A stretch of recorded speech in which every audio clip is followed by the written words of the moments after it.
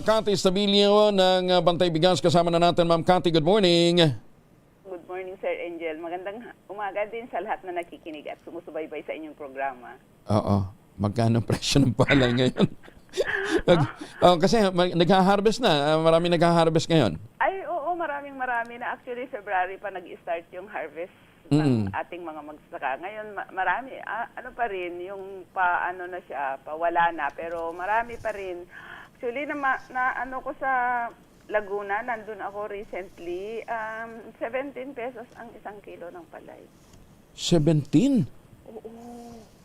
Akala ko ba pumalo na tayo sa 20? 2021. Sabi, mas matindi yung binanggit ng DA na bumibili silang 27 to 30 pesos per kilo. Oh, asan nga pala yun? Ay, wala naman nararamdaman doon na na NFA. Ganon? Yun nga yung binabanggit ko sa mga magsasaka. Bakit 17? Yun ang pamimili. Hindi naman kami yung nagtatakda ng presyo ng palay, sabi nilang ganun. Yun yung nakakalungkot talaga. Yung ang mahal-mahal ng presyo ng gamit sa produksyon. Langis, tapos nabibili ng ganun yung presyo ng kanilang palay. So nananawagan talaga tayo sa Department of Agriculture, sa NFA na talagang kung yun ang pamimili nila, dapat palawakin nila yung kanilang areas kung saan namimili. Hindi daw dapat sa TV, sa radyo, at ganun din sa newspaper. Saan yung 17 na binabanggit nyo, Ma'am Cathy? Sa Santa Cruz. Santa Cruz, Laguna. Oo. Lapit lang O kaya nga. Mindoro, magkano sa Mindoro? Ay, sa Mindoro, yun yung binabanggit nila na less than 20 din. Baka nakatutok sila sa Central Luzon. Kasi mas baka marami. nakatutok sila sa trader. Bakit trader?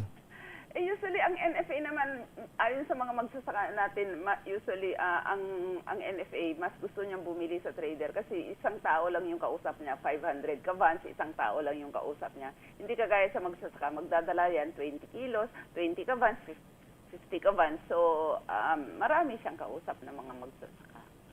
Hindi, yung nga dapat, diretso nga tayo dapat sa ano sa magsasaka hanggang TV nga lang daw yun, Sir Angel.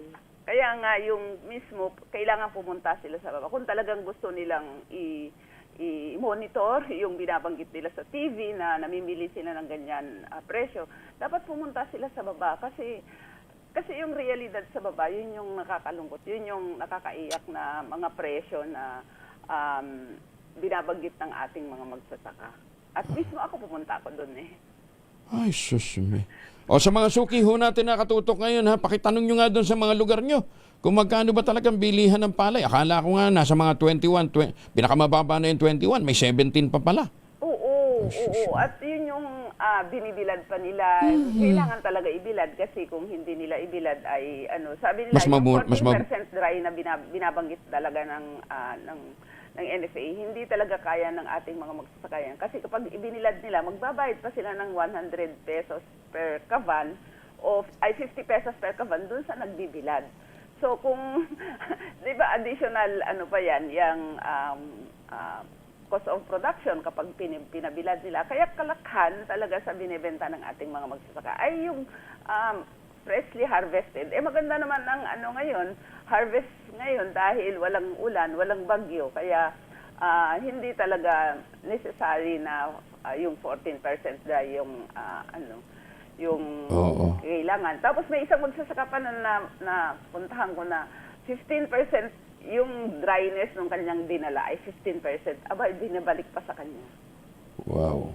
Sabi ni Lawrence Ferrer, dito sa amin sa Bulacan, 17 pesos ang presyo ng palay. Oo, talaga naman, Sir Angel, yun yung realidad. Kaya kailangan nilang pumunta sa baba kung talagang totoo yung binabanggit nila sa TV. Sabi ni Chenzo D, doon daw ho sa Sorsogon, 12 nga lang daw Oo, kung hindi ka ba naman mag-iisip ng ibang gagawin, talaga naman nakakaiyak dahil ito yung realidad na napakataas lahat ng bilihin tapos may ganyan presyuhan.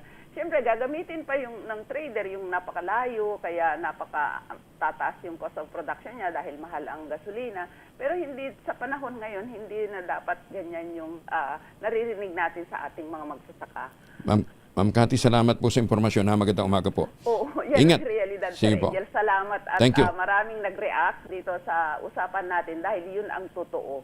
At siyempre, yun yung pinagtataka nila, napakamababa yung presyo ng palay, tapos yung bigas nananatiling mataas.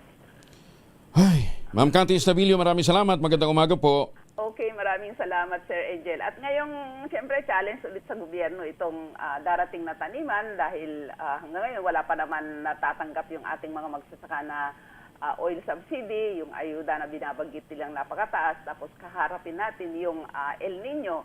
Kaya, ay grabe ang kakaharapin ng ating industriya sa agrikultura. Kung ganyan-ganyan lang yung gobyerno natin ay talagang gutom ang aabutin ng mamamayang Pilipino. Salamat po. Salamat po sa mga paalala, Ma'am Maraming salamat, Cathy. Sir Angel, at mabuhay ang Apo. inyong programa.